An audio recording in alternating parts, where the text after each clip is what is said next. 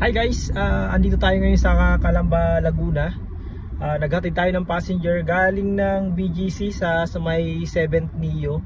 So ang fare niya is 974. Yun yung mapupunta sa atin. And actually panalo na yung fare na yun kasi nga in less than 1 hour nahatid na natin yung passenger dito. Tapos nag-expressway pa kami. Pero ang total na binayaran ng passenger is 1,500 plus. Dahil nga yung toll is 234 and then yung pinaka-fare niya talaga is 1,273. Panalo na yung guys from BGC papunta rito ng Calamba dito sa may Batino. So yun lang guys, bihira lang magka gano. In less than 1 hour nga nahatid na natin yung passenger.